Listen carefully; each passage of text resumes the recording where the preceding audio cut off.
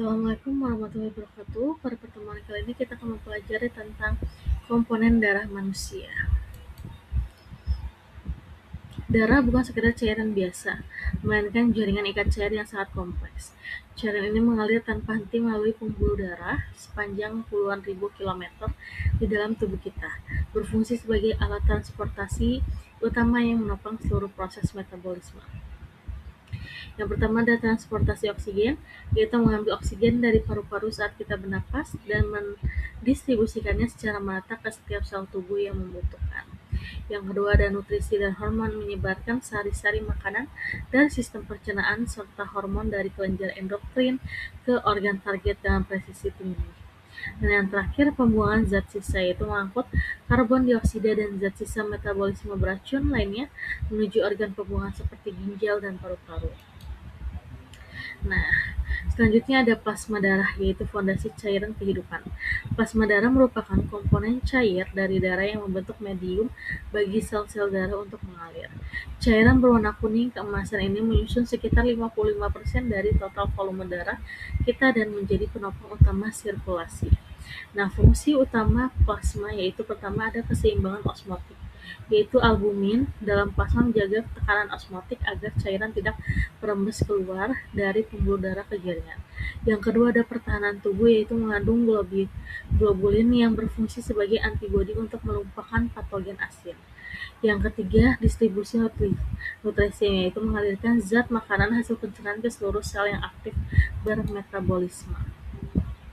Selanjutnya sel darah merah atau disebut eritrosit, si pembawa oksigen. Nah, eritrosit adalah sel yang paling melimpah di dalam darah, memberikan warna merah khas yang kita kenal. Keunikan struktur tanpa nukleus ini memaksimalkan kapasitas penyimpanan oksigen untuk diedarkan ke seluruh tubuh. Nah, diproduksi secara konstan di dalam sumsum tulang belakang. Setiap milimeter kubik darah mengandung sekitar 4 hingga 5 juta sel darah merah yang bekerja tanpa lelah menjadi pasokan energi kita.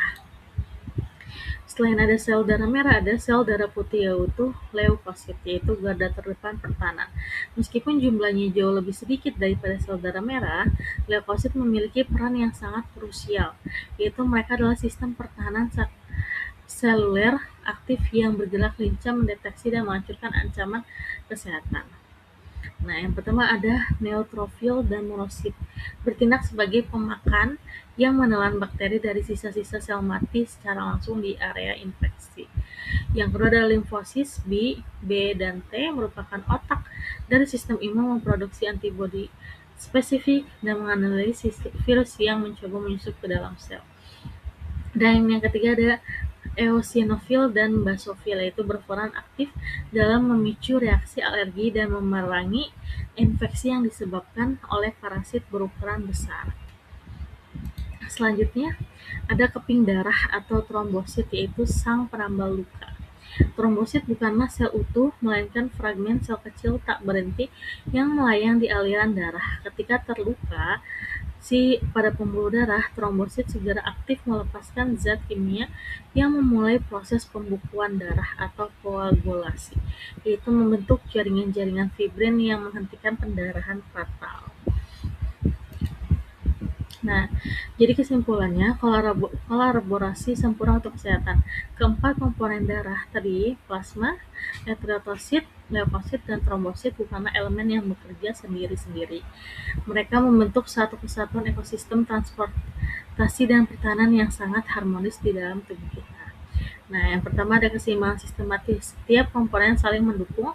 Tanpa plasma, sel-sel tidak dapat mengalir. Tanpa trombosit, plasma akan terbuang sia-sia saat cedera. Yang kedua ada indikator kesehatan. Ketidakseimbangan jumlah sel atau seperti anemia atau leukemia ini menjadi sinyal awal adanya gangguan kesehatan yang serius dalam tubuh.